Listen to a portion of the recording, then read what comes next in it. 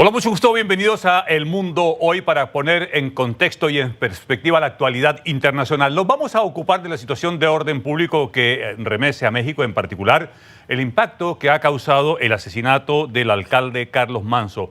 Para entender este fenómeno de la violencia en México, vamos a tomar contacto con la destacada periodista Amada Castañón. Ella es editora internacional de la Fuerza Informativa Azteca. Amada, primero que todo, darte las gracias anticipadas por tu tiempo y la oportunidad que nos da de poder entender las claves de lo que ocurre en tu país. Muchas gracias y bienvenida al Mundo Hoy. Gracias, Libardo. Gracias por tenerme en tu programa y gracias por el interés en los temas de México. Mirando el suceso del asesinato del alcalde Carlos Manzo, nos surge la pregunta, ¿cuál era la importancia del alcalde? ¿Qué era lo que lo caracterizaba? ¿Y por qué tanto impacto su asesinato? Mira, Carlos Manzo era un alcalde particular porque era muy activo en redes sociales. Le decían el del sombrero, porque siempre usaba sombrero y con él llegó a la posición que ocupó como alcalde por partido independiente. Él antes era del Partido del Poder de Morena, pero después se cambió y fue independiente como llegó a la alcaldía de Uruapan, Michoacán, que es un estado, una provincia, como dirían ustedes, que está en el centro del país, más o menos. Y es una zona muy importante en producción de limones, de palta, de aguacate, también de frutos rojos. Entonces es una región muy productiva. Pero por lo mismo, desde hace muchos años, esta región ha sido presa de los grupos criminales. No solo del narcotráfico, sino que estas versiones que han hecho los grupos criminales en cobrar derechos de piso, esto significa que le cobran a las personas dinero para que estén protegidas por los mismos narcotraficantes o los mismos criminales, y se ha vuelto una costumbre desde hace ya décadas. Entonces, la importancia que cobra Carlos Manzo es porque él salía a decir que las cosas estaban muy mal, que él necesitaba apoyo del gobierno federal, del gobierno estatal, porque la policía municipal, que es la que estaba bajo su orden, pues no podía con los problemas que están sufriendo la gente en ese estado, en particular en su municipio, que es Uruapan. Entonces, él ya lo decía a gritos. Entonces, en muchas ocasiones habló fuerte, acusando incluso al gobernador del estado de que también era parte del problema, porque incluso hace poco, ya está en listas criminales donde hay indicios de que tiene vínculos con el narcotráfico el gobernador, pero Carlos Manzo nunca se cayó, le dijo a la presidenta que necesitaba que llegaran refuerzos de la Guardia Nacional. Llegaron en su momento, pero duraron cuestión de días cuando regresaron de nuevo. Entonces, esa voz fue la que callaron. Desde esa lógica del alcalde que quiere combatir o enfrentarse o intentar dar una batalla, pero la estructura del Estado, tanto la parte estadual como la parte federal, no actúa. Condiciones parecidas como las que vive como las que vivió el alcalde Manzo, ¿se dan en otros municipios de México? Sí, desafortunadamente sí. Digamos, las alcaldías son el municipio, son la parte más débil, porque ellos sí tienen su propia policía, pero muchas veces estos policías ni siquiera tienen seguro su salario a fin de mes. Entonces es una estructura que está muy viciada, muy débil en esa parte, y entonces siempre se necesitan refuerzos a nivel estatal y federal para combatir este flagelo que ya nos aqueja desde hace mucho. Y tanto decirte que en el sexenio de Claudia Sheinbaum, que acaba de cumplir un año apenas en septiembre, ya han muerto 8 alcaldes asesinados en diferentes estados del país. No como decíamos, no es el mismo impacto que ha tenido Carlos Manzo, porque también en la misma estructura y en esta problemática criminal que se vive en México, hay ocasiones en las que que haya indicios de que, porque con tal de que no los maten, hacen negociaciones con un cártel, y entonces el otro cártel se molesta porque no lo hicieron, entonces pueden estar vinculados a la muerte, ¿no? O sea, finalmente eso es lo que han encontrado estos 8 alcaldes, pero que estos alcaldes que te menciono no solamente son en Michoacán, son en otros estados de la República. Si bien antes podíamos decir que el norte del país, que Sinaloa era la zona más afectada por el crimen en México, hoy es gran parte del país el que está sumido en esta problemática. Estamos conversando con la editora internacional de Fuerza Informativa Azteca, Amada Castañón, directamente desde México. Entendí en tu primera respuesta, Amada, que el narcotráfico o las estructuras criminales se han ido diversificando. Ya no solamente se ocupan del tráfico de drogas, sino también de colocar una línea extorsiva, que parece ser lo que ocurre con una área rural como esta altamente productiva. ¿Es eso la extorsión? Porque aquí en Lima, cerca a Chile, se está produciendo un fenómeno del crimen organizado en donde extorsionan a bandas de cantantes populares, por ejemplo. Sí, exacto. Puede ser extorsión en ese sentido a los negocios, desde una pequeña tienda donde compres comestibles, puede ser víctima de extorsión. En todo el país vemos ese fenómeno y puede ser incluso a las familias, a todas las personas pueden obtener dinero por esa manera de extorsión, asimismo del secuestro. Asimismo, el paso, por ejemplo, ahora con las políticas de Donald Trump, pues ha disminuido un poco, pero también a los mismos migrantes que atraviesan el país para llegar a la frontera con Estados Unidos, también a ellos les ha tocado pagar estas extorsiones a los grupos criminales. Estoy leyendo carteles en las imágenes de apoyo que tenemos acá, donde dice justicia para Carlos Manso. Desde el punto de vista de la familia y del dolor de los seguidores de este alcalde, ¿uno puede esperar que el músculo y el largo brazo de la justicia llegue hacia los autores de este crimen? Pues esperemos que sí, por lo mismo que ha sido esperamos que sea la muerte de Carlos Manso, que sea un parteaguas en la impartición de justicia, porque eso es lo que estamos esperando. Muchos de estos casos quedan impunes y es la razón por la que también, en mi opinión, ha habido un aumento de los crímenes porque no hay castigo. Entonces ahora, por ejemplo, abatieron a uno de los autores del asesinato de Carlos Manso y no hay un prófugo. Entonces esperemos que lo detengan en algún momento y por lo pronto, por lo menos en las palabras, en los dichos, el gobierno federal ha emitido de que va a ser un plan Michoacán para rescatar, para llevar la paz, pero pues debería de haber también un plan en los diferentes estados en los que está más cruda esta situación de violencia y criminalidad. ¿Cómo ha evolucionado esta rabia popular que se expresa en este municipio, Amada? Pues mira, no sé si, bueno, también fue muy sonado el asesinato de un líder limonero que era como de una agrupación de gremio de campesinos que cortan los limones. Estos productores también alzaron la voz diciendo ya estamos hartos de las extorsiones, nosotros no podemos subir más el precio al público porque no nos van a pagar los limones y tiraban los limones en las carreteras.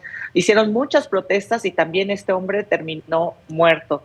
Entonces, asesinado y torturado. También de años atrás el padre de este joven también fue asesinado, también era un líder limonero. Entonces es un problema que sí ha venido desde hace muchos años. Desde más o menos desde 2006 más o menos es que empieza la situación en Michoacán a recrudecerse, pero después las políticas erradas a nivel federal pues no han llevado la solución, sino más bien el crecimiento de este problema y más el sexenio anterior de López Obrador. Ustedes también supieron de esta abrazos no balazos, que era la política de seguridad en su momento, que pues trajo más daño y más crecimiento y empoderamiento de estos grupos criminales para seguir delinquiendo y afectando a la sociedad. ¿Han movilizado tropas federales o del Estado hacia este municipio para controlar el orden público y para mandar un mensaje político a lo menos? Por ahora, sí, ya como decimos aquí, después del niño ahogado a tapar el pozo, entonces están haciendo un plan y van a tener la conversación con la gente de Uruapan, en todo el estado es que está este problema. Entonces el plan que hasta ahora proponen es que van a hacer mesas de trabajo, y, tú sabes, esas cosas políticas para estar en la foto con las personas supuestamente afectadas y que den sus ideas y sus propuestas para combatir el crimen. En lo que va del año de la presidenta Sheinbaum, 8 alcaldes nos mencionaba, Amada, que han perdido la vida. ¿Qué otro tipo de dirigentes sienten la presión del crimen organizado, del narcotráfico, por sus denuncias o por el trabajo que hacen? Pues desde estas personas, los líderes de comunidades indígenas también han sido acallados. Entonces, este señor limonero, productor de limones y de aguacates, también ellos han estado en esta situación. Hubo también la presidenta, por ejemplo, siempre culpa del pasado, de esta situación que priva hoy al gobierno de Felipe Calderón, que fue hace 15 años que inició ese periodo gubernamental y es al que le acusa de ser el culpable de la situación que estamos viviendo hoy.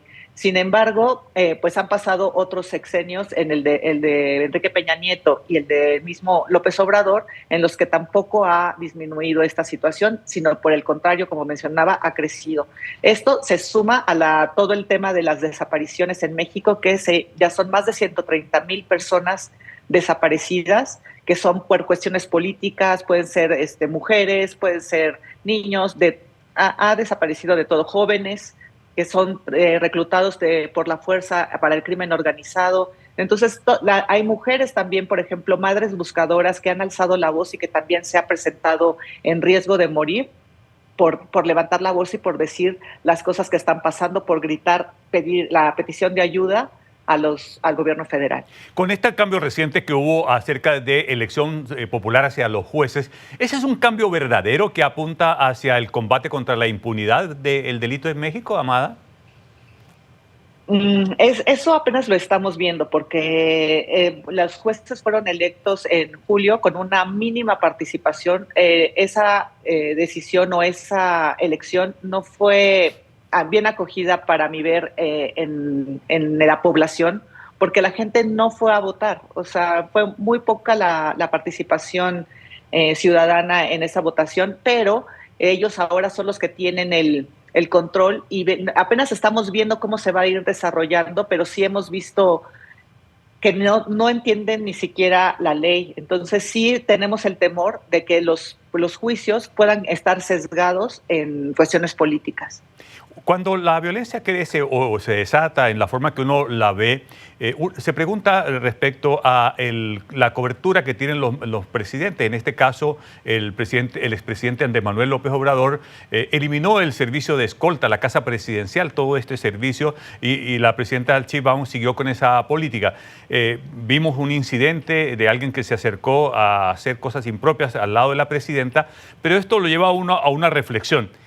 ¿Es necesario que los presidentes no estén protegidos o se requiere una protección a lo menos mínima en México? Pues se supone, en teoría, la presidenta está cuidada por un grupo que se llama la Ayudantía, que son 13 personas, 7 hombres y 6 mujeres, que están alrededor de ellas y que digamos que es su círculo de confianza. Asimismo lo tenía López Obrador. Ellos eliminaron, ellos, al decir el grupo Morena, que es el partido en el poder, pero López Obrador quitó las guardias presidenciales, que era el sistema que cuidaba al presidente partiendo de las Fuerzas Armadas. Y ahora, pues con esto, pues vemos la vulnerabilidad en la que puede ser objeto, y no solamente en esta situación, sino quizá en muchas otras.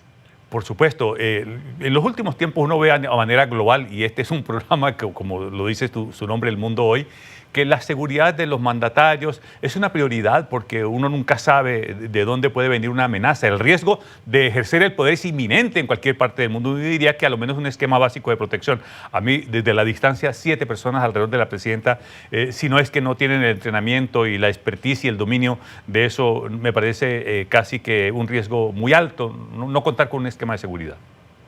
Sí, pero partimos de que ellos hablan del pueblo bueno que los cuida, y entonces este tipo de discursos son los que nos tienen atados y que es donde ellos, el gobierno, justifica estas acciones y que poniéndose ella como una persona igual a nosotros.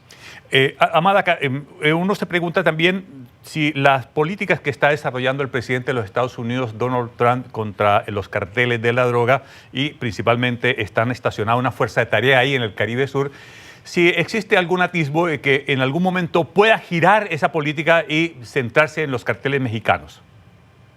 Pues el presidente Donald Trump ha sido claro y ha dicho que al nombrar organizaciones terroristas también a los cárteles mexicanos, pues son un objetivo para su gobierno el eliminarlos.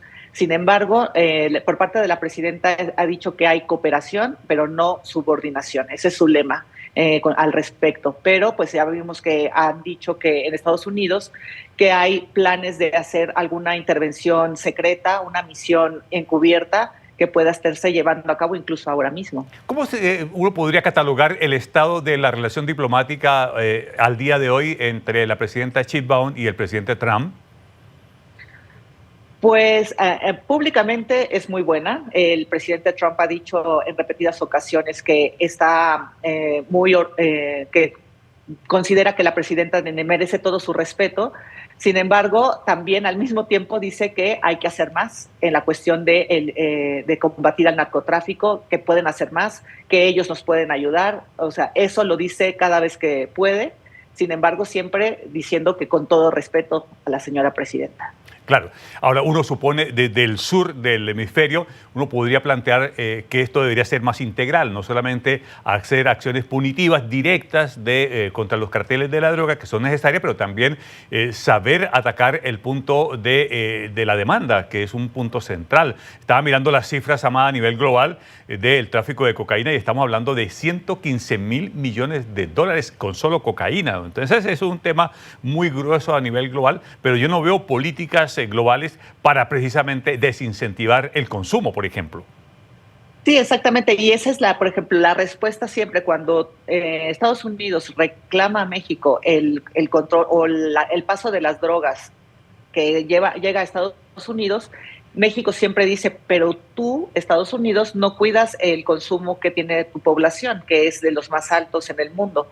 Entonces, y también la contrarrespuesta que hace México siempre es, sí, pero tú mandas 200,000 armas a México cada año. Entonces, ¿de qué estamos hablando? Tiene que haber una cooperación, y más en esta frontera tan transitada que tenemos con Estados Unidos, debe de haber un plan. Entonces, supuestamente hay un plan, existe un plan, y un grupo de cooperación y un grupo de materia de seguridad México-Estados Unidos que se reúne periódicamente para ver avances, de los cuales no se informa tanto, tan cotidianamente como en otras cosas, pero sabemos que están trabajando y que están en el plan de este combate al narcotráfico que tanto preocupa a Estados Unidos, sobre todo. Amada Castellón, editora internacional, periodista de Fuerza Informativa Azteca, permítame darte las gracias por ayudarnos a entender las claves de la situación que se está viviendo en México. Aquí desde la distancia, por supuesto, son temas que nos gusta abordar, así que queremos expresarte nuestra gratitud por haber dedicado el tiempo para tal efecto. Te agradecemos mucho este contacto y te deseamos muchos éxitos profesionales, por supuesto.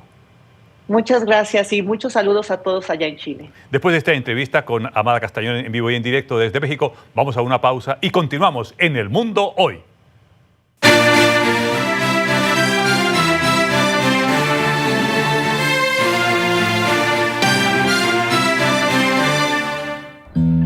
Mañana me caso con Bernardo y anoche volví a soñar con Rodrigo. No quisiera complicarte la vida, pero Rodrigo regresó esta mañana. Me fui porque recibí esto. ¿Cómo pudiste creer todas estas mentiras? Sospecho que quien está detrás de esa carta es el hombre con el que te vas a casar, o la que dice ser tu mejor amiga. Empieza el show.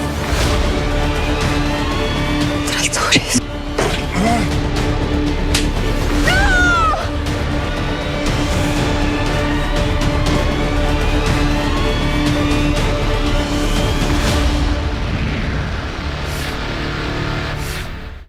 Chile ya eligió a su representante en el concurso de belleza más importante del mundo. La nueva Miss Universo Chile, Ina Moll.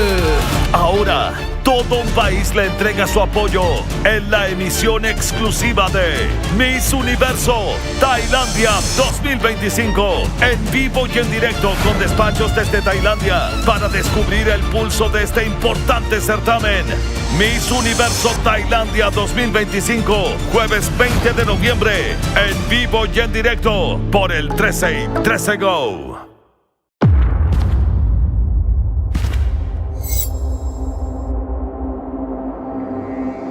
Bienvenido, Joche. Tengo un dilema para ti, pero antes quiero mostrarte algo.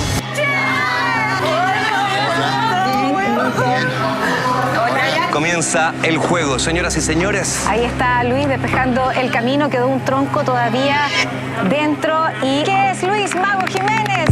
El ganador, quien tiene la victoria de este duelo de eliminación. Lo que quiero es vivorear chismes. Resulta que Valentina... ¿Y por qué? Con los 15 se veían tan enamorados.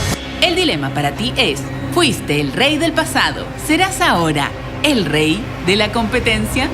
¿Aceptas el desafío? Sí, acepto.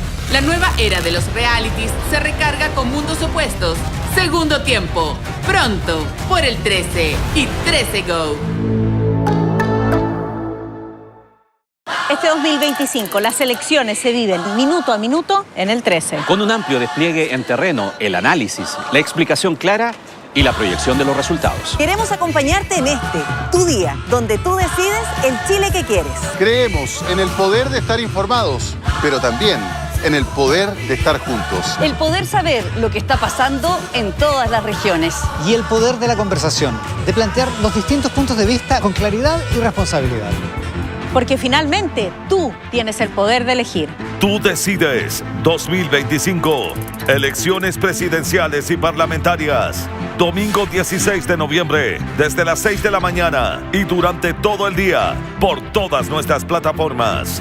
Tele 13, el poder de votar informados.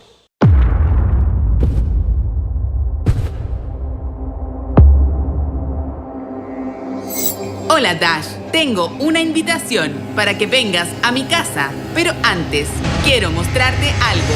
¡Vámonos! Comienza el juego.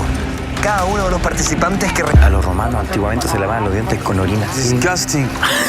Yo soy capaz de todo. No es cepillo, es para esto. No es cepillo de dientes, para lavar.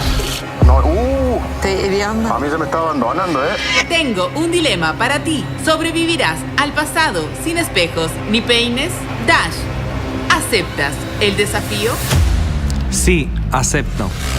La nueva era de los realities se recarga con mundos opuestos. Segundo tiempo, pronto, por el 13 y 13 Go.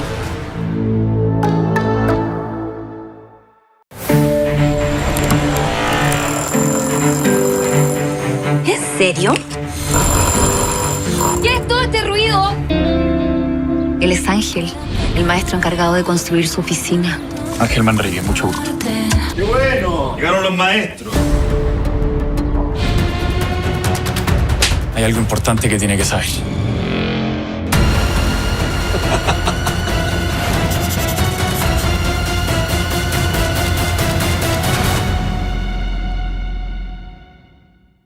Sigue con El Mundo Hoy con Libardo Buitrago.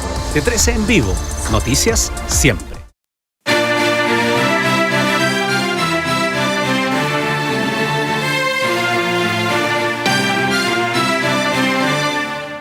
Estamos de regreso en El Mundo Hoy. Fíjense que en el viejo continente el derrumbe de una obra histórica ha causado y ha dejado una serie de inconvenientes. De eso va a ser una de las materias que vamos a conversar y además de eso también la publicación de las memorias de don Juan Carlos I. Vamos a tomar contacto con nuestra corresponsal permanente en Roma, Mariana Díaz, para ver qué es lo que está ocurriendo en el viejo continente. Un gusto saludarte, Mariana. Hola, ¿cómo están? A pocos metros de donde me encuentro yo en este momento es que se produjo el lunes el derrumbe de parte de una torre medieval ubicada en los Foros Imperiales aquí en Roma. La torre estaba en reestructuración, había trabajadores en el momento en el que se produce el colapso de la estructura y en lo específico fueron 3 los sedimentos que dejaron 5 heridos y entre ellos un trabajador que permaneció durante 10 horas atrapado bajo los escombros. Los bomberos pudieron rescatarlo, pero lamentablemente falleció horas más tarde en el hospital. Una tragedia en Italia que abrió diferentes frentes de discusión. El primero sobre las condiciones de seguridad. En lo que va del año, 575 personas han muerto en su lugar de trabajo aquí en este país, cifra superior al promedio europeo. El otro frente tiene que ver con Rusia, porque la vocera del Ministerio del Exterior ruso, el mismo día del accidente, afirmó públicamente que, abro comillas, Italia seguirá derrumbándose mientras se continúe enviando dinero a Ucrania. Dichos que, por supuesto, generaron indignación y el gobierno italiano llamó a consultas a la embajadora rusa aquí en Roma. El tercer frente es cómo conjugar la necesidad de modernizar Roma y al mismo tiempo proteger el patrimonio histórico. Una de las hipótesis que podrían explicar el derrumbe tiene que ver con las vibraciones producidas por los trabajos de ampliación de la red del metro. Justo al lado del área del accidente está en construcción el túnel que va a conectar la estación del Coliseo, que ya está lista, con la de Plaza Venecia. Però è un'operazione complessa.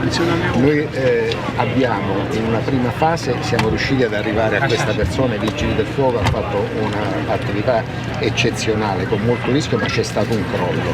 Sono riusciti appena a sottrarsi al crollo delle macerie.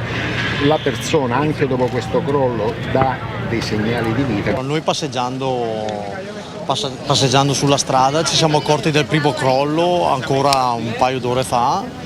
Dopo successivamente nel rientrare sempre sullo stesso percorso ci siamo proprio sostati nel momento che c'è stato il secondo crollo. Ecco. Abbiamo visto i pompieri che fortunatamente sono rimasti illesi. Hoy además les comento que en Francia se publica el libro de Juan Carlos I de Borbón, rey emérito de España y padre del rey Felipe. Juan Carlos abdicó en 2014 al trono de España a causa de su relación con casos de corrupción. Sus memorias están contenidas en 512 páginas que salen hoy a la venta, día en que España se celebran los 50 años de la restauración de la monarquía tras el franquismo.